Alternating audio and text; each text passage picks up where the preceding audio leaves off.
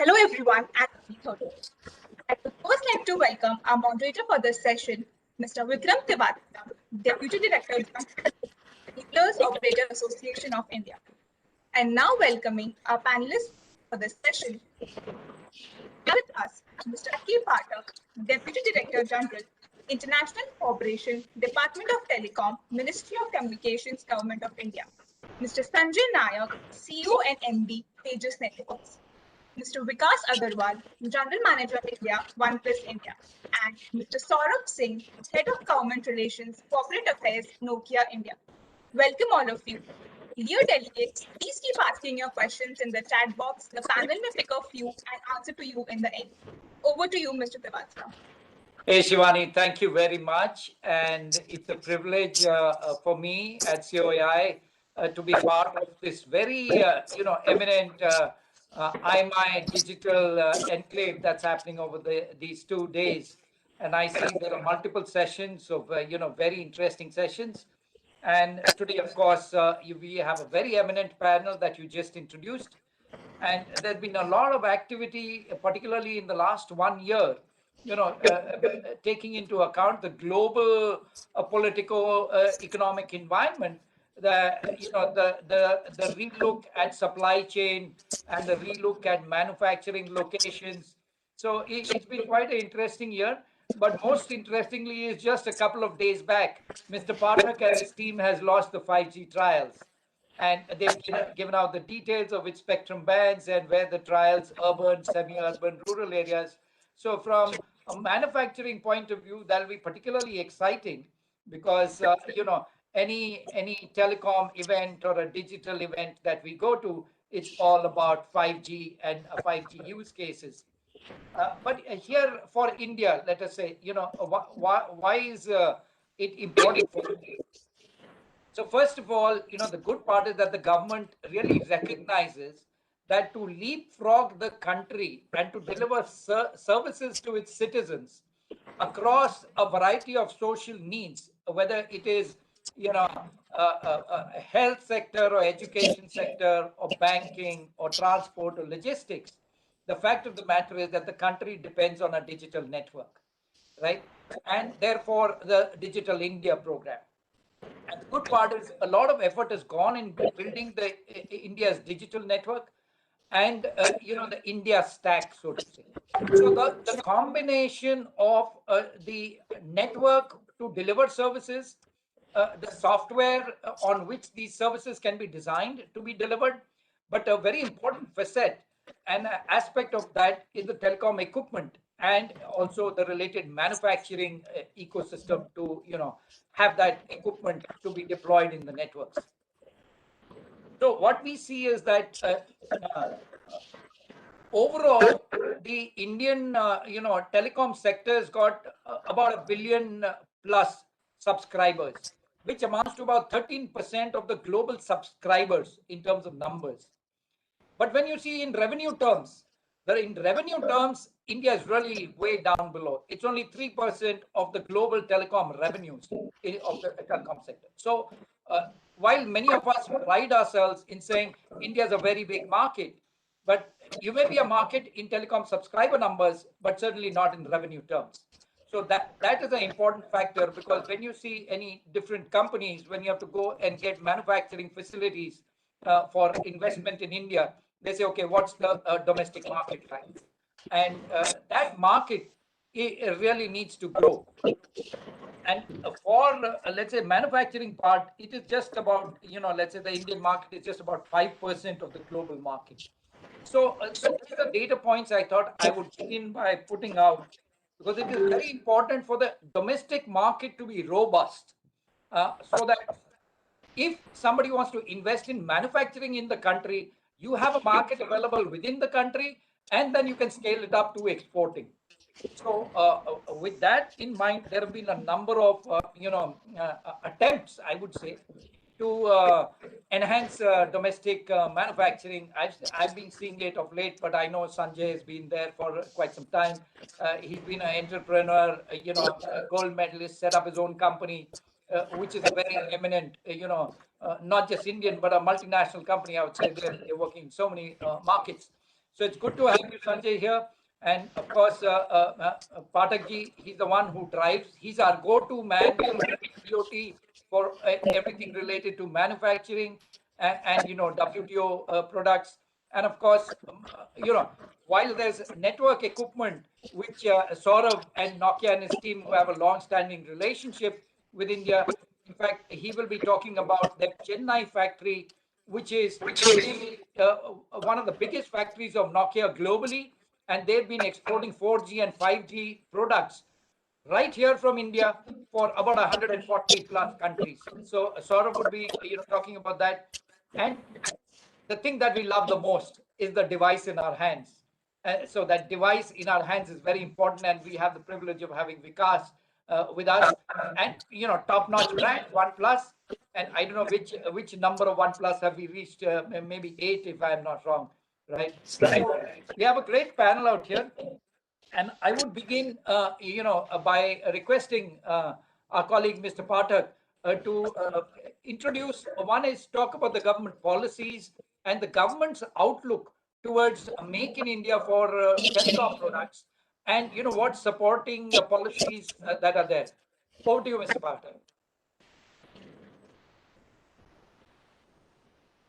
Unmute kare, Pathak sir. Yeah.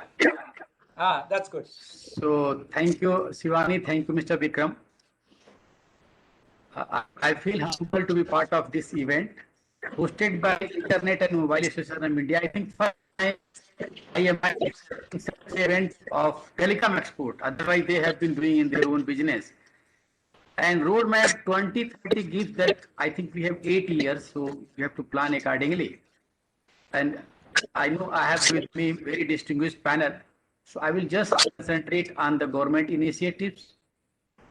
So once you say that enhancing export, so for India, we have to start with the research and development, IPR creation, collaboration during pre-standardization, because you are saying 2030, it means standardization. So 5G and beyond, very much important for India, and last, manufacturing and export. Suppose we say that if our align our efforts, collaboration today, we will definitely start getting our shares in the global ecosystem. And you are all aware of Atmanirbhar Bharat. Under this Atmanirbhar Bharat, government had taken a number of initiatives. So let me start with the R&D. Our efforts in this direction has been that for the first time, Department of Telecommunication has funded rupees 220 crore fund for 5G test bed. And in this, IIT Madras, Hyderabad, CIVIT, Mumbai, Samir, along with a number of Indian domestic industry, R&D institutions, they are working on 5G test bed. So this test bed will make available you to test any device related to 5G end to end. In addition to this, we all are aware of that we have been the consumer of technology, whether it's by the 2G, 3G, to 4G to the large extent. For the first time in 5G, we have started contributing in our standards. And naturally, this 5G is the fifth generation for mobile communication, but it is the first generation for IoT. So it's entirely different. And we have to work accordingly.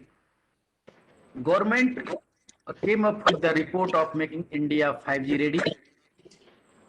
We are taking a number of steps, including working on spectrum, what is required for the 5G, not only 5G, but 5G ecosystem, so many enable other devices also, and including beyond also. It means 2030, one can say. So for the first time, we have started in advance taking action and working on a futuristic development also. In this 5G especially, we are setting up a number of use cases, and the first use case has been set up at IDRBT Hyderabad, that is an ABI institutions in fintech sector, because even financial inclusion is very much important for India.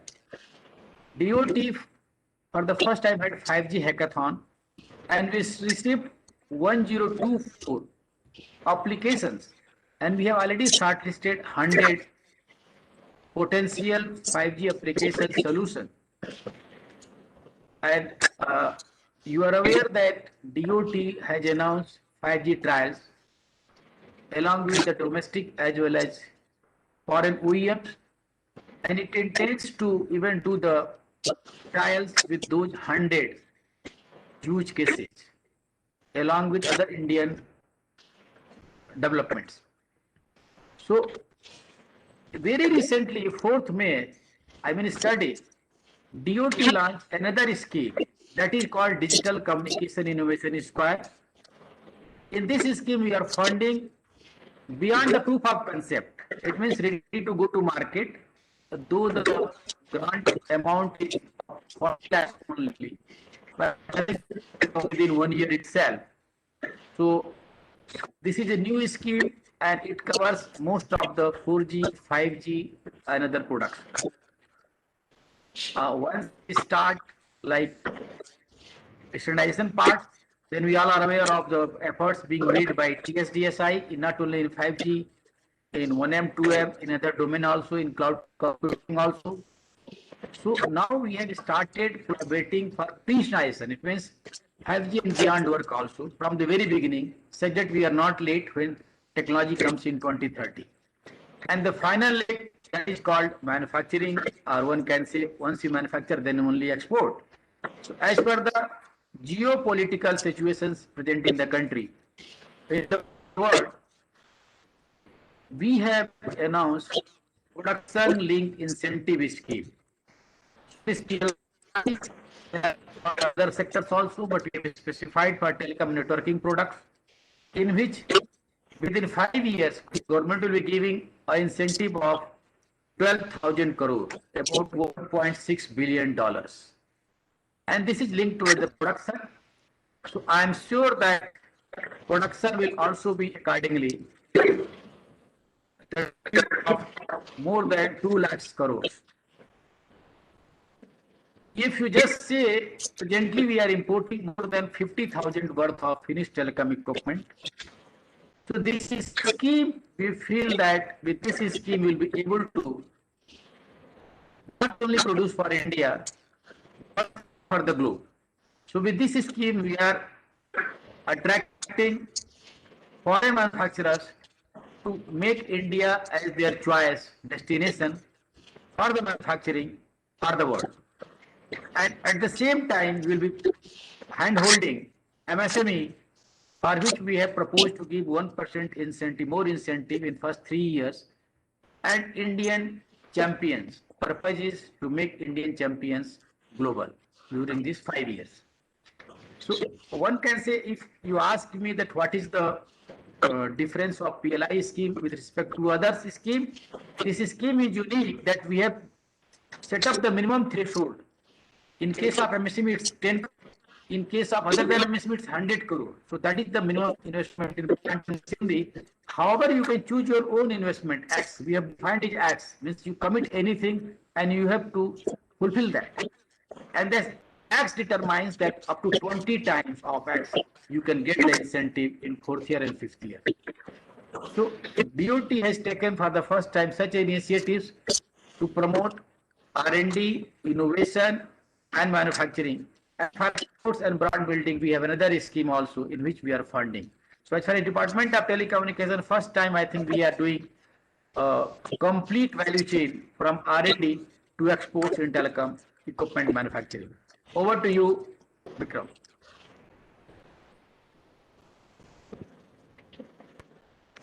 Vikram, you're on mute. You keep telling others and you forget when it's your turn, right? Pathak sir, thank you so much. I think this is, it's a very positive forward movement by the government in putting aside an actual budget, which industry knows would be available for, the incentive scheme.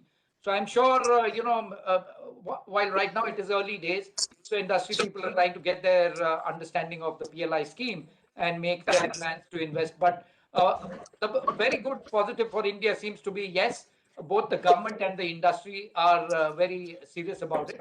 So I'm sure, Sanjay from Tejas, who's been looking at the telecom manufacturing and has got all his hands full with the manufacturing in India of a variety of products, and not just for India, but for many markets overseas.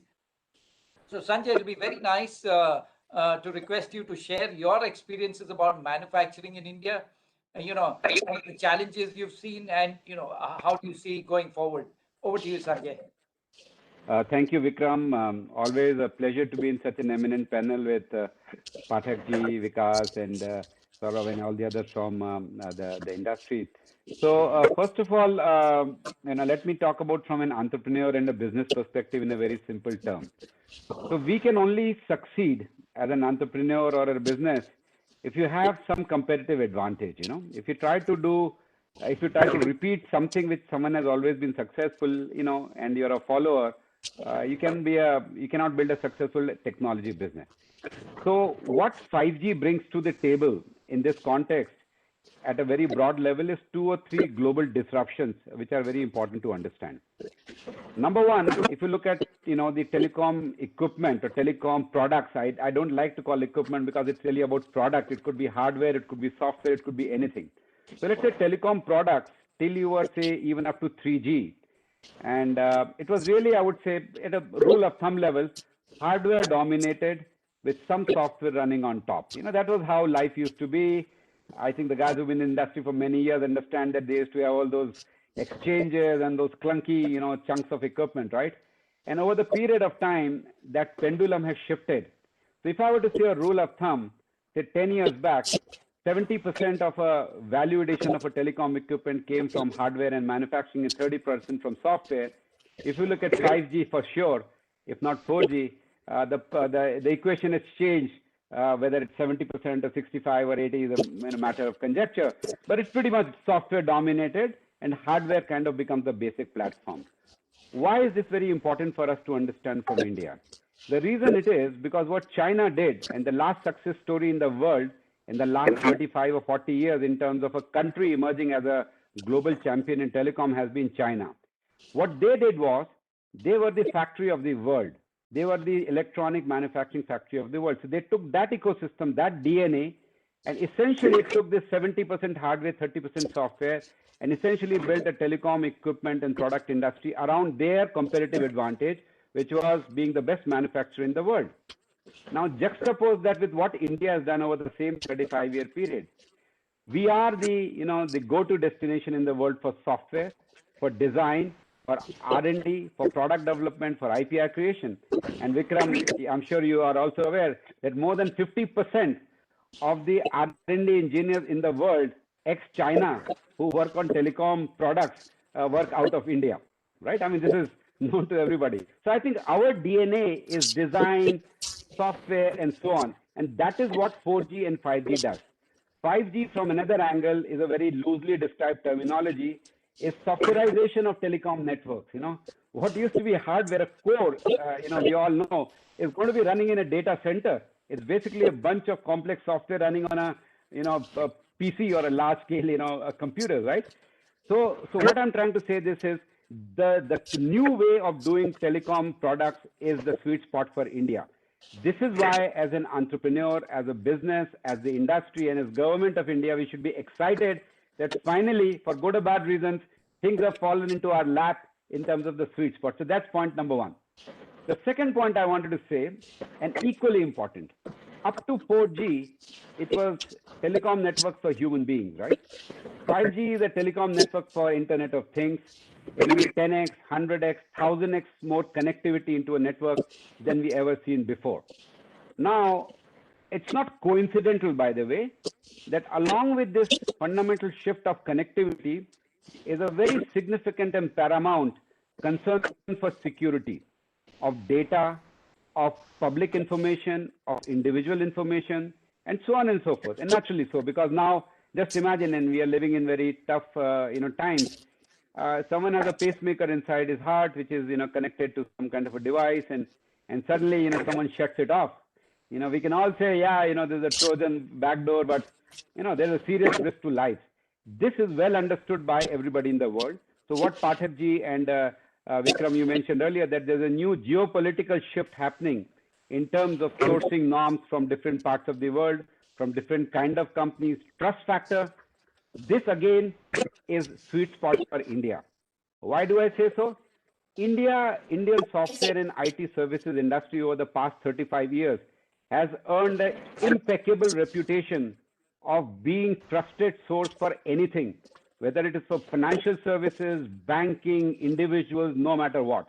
So when the world is shifting from untrusted equipment or quasi-trusted equipment to someone whom I can bet my life on, I think India comes right on the top, if not at the top, in terms of countries that we can partner with. And the partnership culture that India has demonstrated over the last 35 years in the context of IT services industries is something we can leverage and really create. So these are the two fundamental things which I think are the competitive advantage. The third competitive advantage, and I think one of you guys mentioned earlier also, is the large domestic market. Yes, we are 13% of the world's consumer of telecom, and 3% of 5% in terms of the equipment size. I look at it from an angle of what I would say is the classical shoe salesman problem. You can go to Africa and say nobody wears shoes, and you can go to Africa and say, hey, there's a tremendous market, right? So I would like to see that, and I would like to believe that India has underinvested in telecom infrastructure, which is to be seen by all of us. The quality of service, people are willing to pay, but we do not get. Operators want to invest, but they are not able to do for a variety of reasons, whether it's a spectrum issue, whether it's right-of-way issue, or whatever it may be. So the 3% number has to go up, and which basically means that we should also become a very large home market. Now, going into a little bit of details of that, what has happened in the last 15 months has accelerated the operators move towards providing higher quality services. If I or you or any of who you are attending this call today, will you attend a call with 100 Mbps guaranteed quality of service bandwidth, or would you be satisfied with a mobile broadband, best effort, dongle-based services which will disconnect half the time? And the answer, I'm sure, is resounding yes to everybody at everybody's home. So one more thing which has come out, which is, I would say, kind of a 5G thing, but a new thing here. The fixed line infrastructure in India, if I call fiber-based broadband infrastructure today, we have less than 5% penetration. We have less than 10 or 12 million, depending on how you count, fiber broadband connections. China, in the last 5 years, went from the same state we are into 650 million fiber broadband connections. So India, even if you go to 100 million, we are talking of a 20 or 100 or 10, 20 to 25x improvement from where we are, right? Secondly, the ARPU of a home broadband connection is 7 to 8 times, if not 10 times, the ARPU of a mobile broadband connection. So here is another wave or inflection point where an entire ecosystem of fixed wireless infrastructure, which is a 5G use case, or fiber-based infrastructure, deeper penetration of fiber networks into cell towers, into IoTs, into everything else. We are seeing a new wave of capex happening in India, which will be a 5-year cycle, led by fiber, led by broadband, led by new technology. And all of that is music to Indian industry, because when new technology comes, when more software comes, when the old work order changes, when open RAN happens, when open hardware happens, that's India's sweet spot. And all of this, government has actually taken a very proactive approach for a change. And I'm very proud and happy to say Pathak ji has been leading that charge. We are not looking at solving a point problem. We are looking at, let's look at the entire value chain of where Indian government should intervene. So they started with the PLI, the R&D for manufacturing. Then there's PLI, R&D for creation of IPR. Then there's PLI for manufacturing. And Pathak ji, who also wears another Export Promotion Council hat, we were also trying to do TEPC. In fact, just think about it this way. There are more than 100 countries in the world who are building the equivalent of BharatNet, what we have, the rural broadband infrastructure. US has a RDOF program, which is $25 billion. UK has $10 billion. I'm talking of developed countries. So there are 100 countries who are spending anywhere between $1 to $10 billion in their rural broadband. India has set a benchmark in the world with BharatNet, where at $20 per subscriber, unlike $1,000 for an NB in Australia and $500 for US, we've been able to give broadband services to the last, gram panchayat in the country, and there's a lot more to go. If India takes this experience of doing the digitization of an economy from BharatNet to Aadhaar to the stack on top, we can create a massive export opportunity. So what Pathak ji has said, look at the Indian market, design and make for India, and go to the world. If you can win in India, trust me, from my own experience in Tejas, if you can win in India, you need the latest technology, highest quality, and lowest cost. And my colleagues from Nokia will admit that winning in India is like winning the Olympics. You don't have to worry about winning anywhere else if you can win in India. So I think if the Indian industry goes through this Agni Pariksha in India, using our own market, using our schemes like PMA for government and others, I think we are in good hands, and there's a very exciting future ahead. I would pause there and hand it back over to Vikram, unless he wants me to speak for a few more minutes till he comes back online, because he's got disconnected. Yeah, better you continue. Yes, okay, sorry. maybe you can continue. So Vikram will be the first customer for any broadband operator to give a high quality home broadband connection. So anyway, so a couple of other things which I wanted to mention, which was important in the context of manufacturing in general, and in terms of what India can do. The good news is that today the value chain of manufacturing has been separated between companies who design and own the brand and companies who do the physical assembly and manufacturing. So the whole emergence of EMS companies like Flextronics, Foxconn, etc., have created an environment that Indian companies can do the design, they can own the brand, they can own the hardware and software, and then can still be the largest manufacturer of whatever telecom products that we are talking about. So I think government is understanding that, and I'm hoping when Pathak ji releases the final version of the PLI policy, he will ensure that whether you're doing design-led manufacturing or factory-led manufacturing, equal amount of credit is given, and the industry can take advantage of both of those opportunities. And then the last part I wanted to highlight was in the recent phenomena happening in the world, again on the context of component shortages. There's a massive shortage of semiconductor components around the world, no matter which industry you are in. So lead times are going to increase. Dependence on a couple of countries. Taiwan, for example, manufactures most of the semiconductors in the world. So I think for government of India, this is again a good time to think of the semiconductor policy, creating our own fab.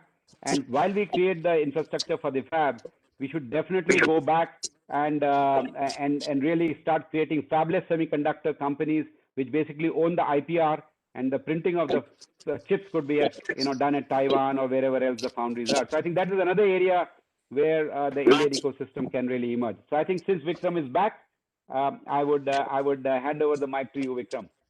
Thank you. Hey, Sanjay, thanks a ton. And, so grappling with the local problems of the electricity tripping, even when you got DG back up. But the fact is that, by the time the Wi-Fi access point reboots. So thanks, Sanjay. I think very interesting points you bring about. And particularly, the strength of India being in software.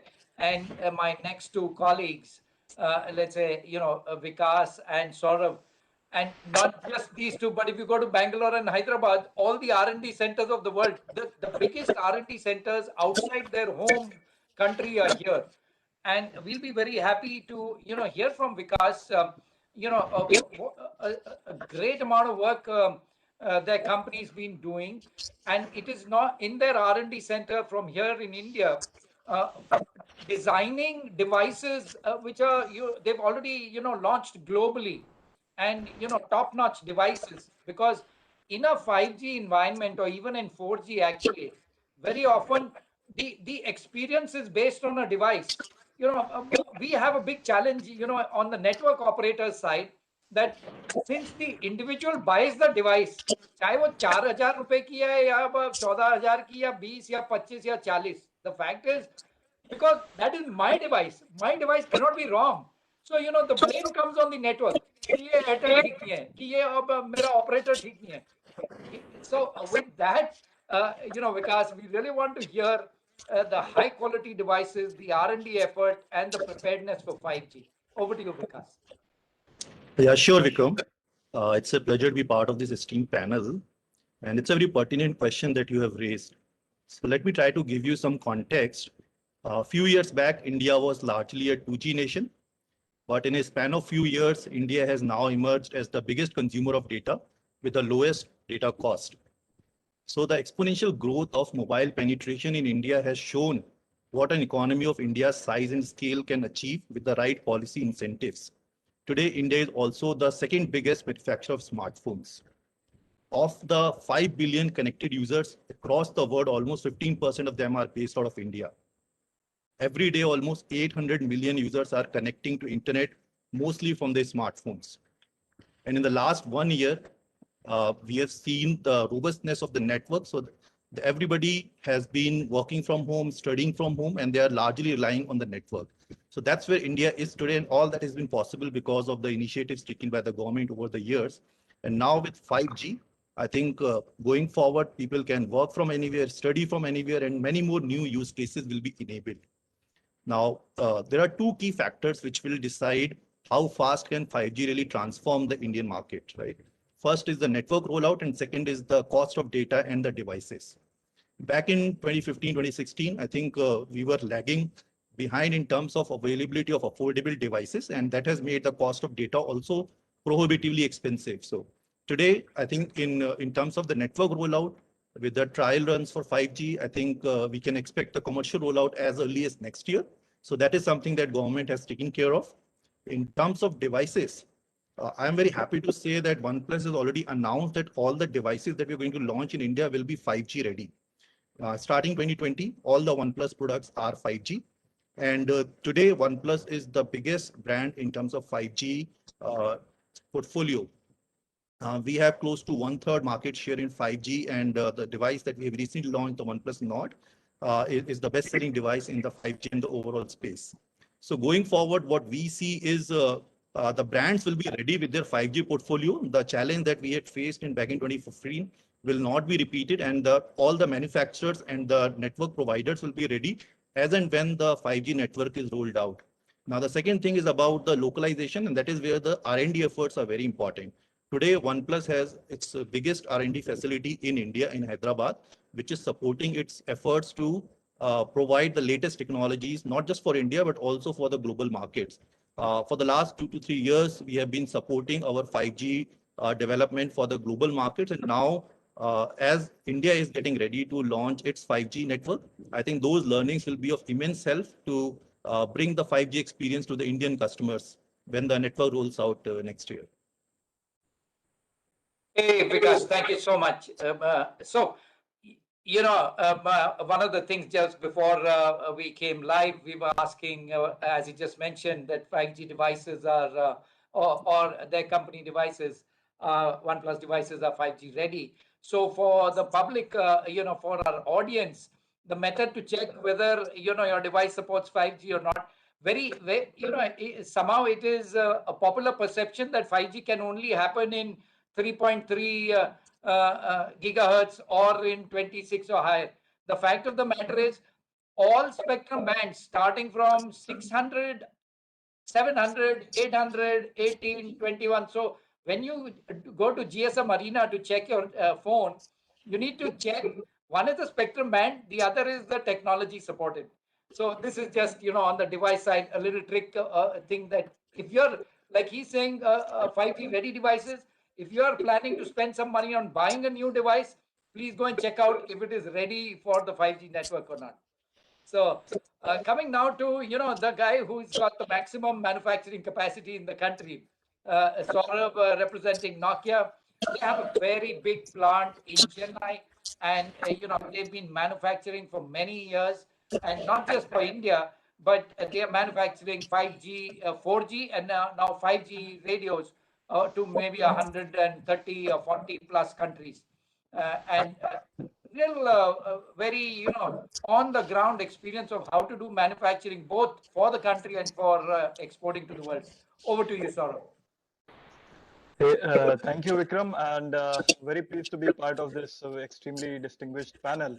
And I believe very pertinent points were laid before me by Pathak ji, Sanjay, and Vikas. So before I go there, let me first of all congratulate Pathak ji on actually kickstarting the 5G rollout. Now, I would not say rollout, but at least the 5G ball in the country with the 5G trials. And we have been hoping and pursuing and praying and discussing with him, and he has been the real champion who has set the ball rolling. Now we hope to see an exponential ramp up in both in government side, from government side, from telecom operators side, from OEM vendors like Nokia, to really demonstrate 5G's capability in the country, and then create this foundational platform for getting the Indian innovation ecosystem going on 5G as well, because 5G is just a platform or a foundation for the economy. So very quickly about Nokia. Nokia needs no introduction. We have been in the country in India for 25 years now, right from the day in fact, last year we celebrated the first mobile call made in the country over a Nokia network using Nokia devices. So that was a very proud moment for us to being in partnership or being there right from the first step of the country to the state in India's telecom journey. And in fact, today, almost every mobile telephone call passes through some Nokia product or some Nokia element in the entire chain, either be it software or hardware, radio or core network transport device, or at some service level. So we are very proud of that. We are committed, and Nokia has been committed to the country. So and so that Vikram mentioned that most of the companies have the second largest employee base in the country. Nokia actually has the largest employee base in India across the world, more than Finland, more than US, more than any other market. So we are very happy and proud of that. And very pertinent points made about by Sanjay, especially that the growth is yet to come. We are still only seeing the tip of the iceberg. We are seeing there is a lot of untapped potential in fiber to the home market, especially the importance that it has shown post the pandemic situation. I hope the power keeps on tripping. Anyway, so yeah. So back again. So coming to the factory experience, coming to what we our manufacturing experience and what we have done in the country in terms of manufacturing, and a number of times we hear this phrase or back and forth from some other industry members or people that it is difficult to do telecom and electronics manufacturing in the country. Well, it may be challenging, but it surely is not difficult. We have been there in the country for the last 12, 13 years manufacturing, and it has been a growth curve. It has been a growth curve. Obviously, there have been ups and downs. The recent one being with the COVID challenges and everything. But right from when we started manufacturing 2G, 3G equipment, now we are manufacturing and exporting even 4G and 5G equipment to the world. 5G, unfortunately, we cannot deploy it in India as of now, but we can still export it. So uh, that's a very heartening thing for us to do. In fact, it is one of the only two Nokia-owned factories across the world. And as people before me have mentioned, that a lot of manufacturing is now specialized and gone to the EMS players, and which is as it should be, because for bulk of the equipment and bulk of the economies of scale, it makes sense to have specialized companies doing that.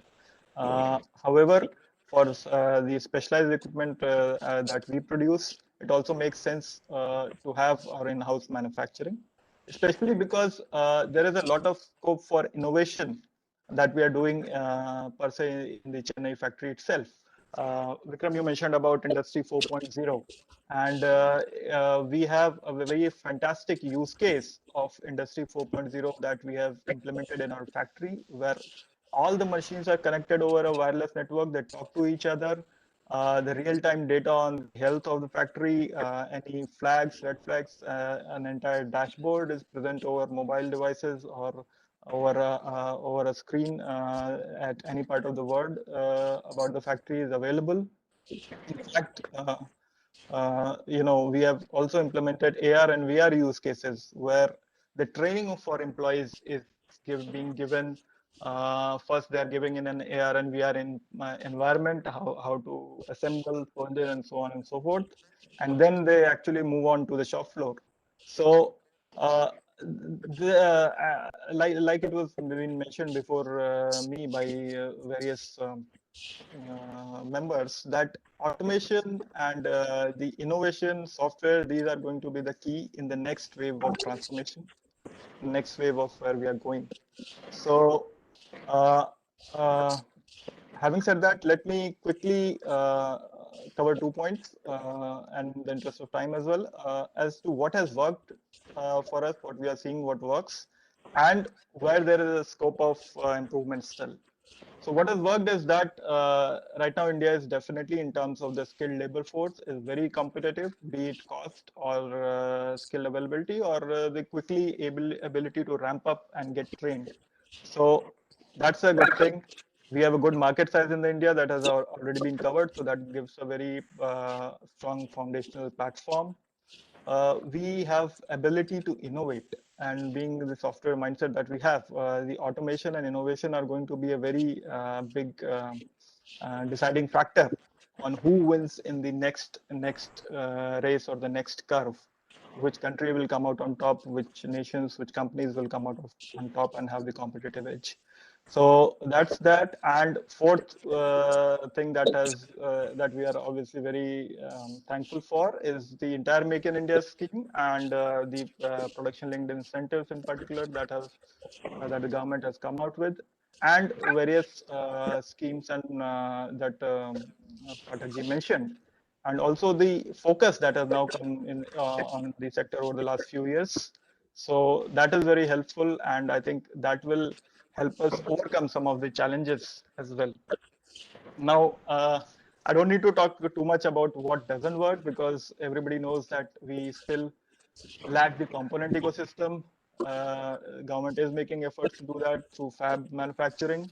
Meanwhile, we are also working towards assembly, test, marking, packaging of components, ATMP. So that is a place that could be worked on. The other thing is maybe a little bit on predictability of government policies. For example, on one hand, we have the PLI incentives coming in from the government. On the other hand, we have hike in customs duties on components, so which are basically nullifying each other. And that is where maybe government can see that there is more hand-holding of the industry at this stage, because we are looking at an export-oriented model from Nokia side as well. Having said that, R&D, my last point, I think there is a huge R&D spend being done by Indian companies, global companies. Nokia alone has a R&D spend of $5 to $7 billion annually. And a lot of it is coming to India by way of thousands of engineers, R&D engineers working for us in the country. So if the area can also be focused on as to get more of the global R&D in the country from the government side, I think that will be very helpful. So I'll stop here. I think, Vikram, I'll hand it over back to you. We have, I think, some questions that you would like to ask the panel, and we can take it from there. Yeah.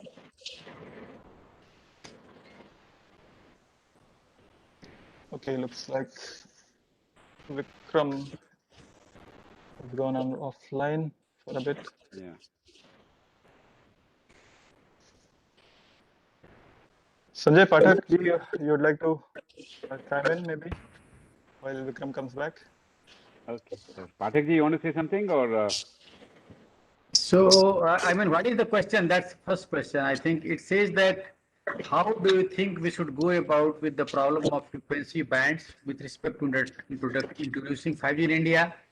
So on this, I won't like to make any official comment, but I think I will request them to go through the press for 5G trials. So we have indicated certain frequencies under which trial can be undertaken by OEMs and which have been permitted. So that is the one indication of the bands. And whether first question I think is India ready to take 5G or do you think we should stick to 4G for 3-4 years? So let me clarify that initially it will be 5G will be riding on 4G in most of the cases and that will come in pockets. So depending upon this is a business use case, so depending upon whether whatever is the feasible for an operator to invest, so he'll invest in those use cases in those pockets where he can make the money. But subsequently, naturally, it will take to the entire country. So for rollout of 5G, naturally it will be 4G plus 5G, both will coexist in a number of places. So it will the business which will decide whether it's 4G or 5G. And another question is what are the major challenges faced in working with the different use cases for 5G? Presently, we don't see any challenge. Challenge is people don't realize what is use case in 5G. If you tell them anyone that there will be a different use case once 5G will come, they don't believe, especially in the government, or they don't know what is the various verticals. So people feel 5G is same thing like we do in 4G. The government operators will be providing them the network and they will be happy. It's not. So there will be a lot of use cases. We can't imagine there will a number of new type of service providers. One will be just providing in agricultural area, just maybe providing the drone service itself. Another can be just in fintech semi-specialized domain. So I mean, there will be a number of use cases, industry-specific use cases. Some will be doing health, even health also there can be 10 service providers. So we have to work on the different use cases along with the vertical experts such that we can develop it. Right now, I think we don't have perhaps even we know less than 1%. So there is a lot of potential for use cases. It's 5G or one can say in the future technology. And once we say 5G, 5G is not whatever we see in 4G. It's all about the enable other technology, artificial intelligence, computing. So I think we have to work in all those things, the machine-to-machine communications, Industry 4.0. So we have to work on all those things and we have to work with the center of excellence. We have to do collaborations. We can't be isolated. So it means there is a lot of, once we say 5G and 5G ecosystem. So we have to work with others and not only India, but I think this is the first time right opportunity for our Indian startups, SMEs, companies to do certain innovations in India and try to other part of the world. I think this is the first time I think we are doing the same time we are launching the service. This is a very much important opportunity. So 5G use case is very much relevant. Others I could not see. So if you feel that 5G will affect healthcare, I think it will supplement healthcare. I don't know what you mean by affect healthcare. It will supplement, and I think that will be a boon for the education, especially education, because we are still struggling to connect. So I think once 5G will be there, we will be able to connect. Agriculture also we can do a lot on agriculture part. We can do in fintech part. Now back, Vikram is back, so I would like to hand over him. Yeah. Thank you guys, and my apologies for having dropped out time and again, electricity issues. I guess, once the mains goes, it goes to the DG, and once the mains come back, you have to revert back. So it's not a single trip around with So that. Vikram, there's a simple solution, and there's an innovative startup in Bangalore who's made a Wi-Fi router UPS, Right. which will ensure that the problem that you just went through doesn't, because the laptop would hold and your Wi-Fi UPS will hold your router. And Right. so I think it's available on Amazon, and it's a Indian problem, so Indian company did it and it does well. So, I know it is, I did examine this, but, since you mentioned it, because the challenge is that, on the FTTH thing down in the basement, from where the backhaul goes, that power trips, that is the bigger No, challenge. no. In fact, so by the way, so this Wi-Fi router, I have exactly the same situation in my apartment. So they installed one along with the basement so that the switch doesn't go down. And that basically, and inside my house I have a UPS, so I don't go down. So I never have a disconnect. Super. So Right. your IoT has to do that. Just to add, Vikram, I use 4G for all such video calls which do not need to be interrupted. So Maybe let me reiterate on the strength of the Indian mobile and 4G network as well. wonderful. I think next time around for IMI or any other panel, I'll follow that. But just to check how much time we have available, I see it's 50. So, Shivani, how much time? The time is over actually. Oh, time is already over. All right. So I'll just then wrap up. I think this was an excellent, excellent discussion. I particularly liked what Sanjay said. It's the move towards the Indian, India strengths of software, which one can leverage in a 5G, potentially going on to a 4G network. Already there's a lot of traction towards Open RAN. But the challenge in that for India particularly would be, if you want to put more software, you need huge amount of wire line in terms of fiber. Because if all the latency or anything or mobile edge computing is only as good as how much fiber you got, and that is seriously lacking.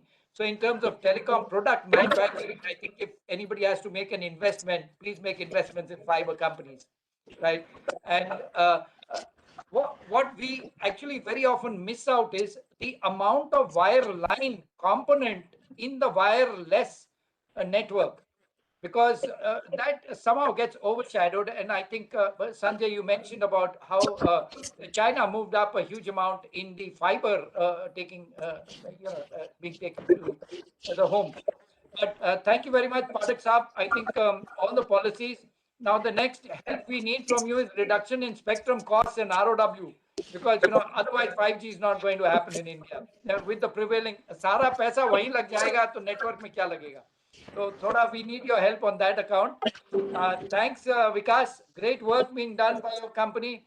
I'm sure you like this typical India use case of electricity going off or something of that nature, or so the phones that your company will make and the experience you get in India, I'm sure can be applied globally in so many places. And of course, Saurabh, you're always so marvelous, man. And one of the things for our panelists, and as well as I want to share with the audiences, COAI along with Nokia and NIT launched a 5G certification program, which is designed by Bell Labs. So for those in the audience, if you want to understand more 5G networking, particularly from developing skills point of view, you can subscribe to this 5G certification program. So all of you, please join me in conveying, thank you to each other with a round of, applause, which we would do, right?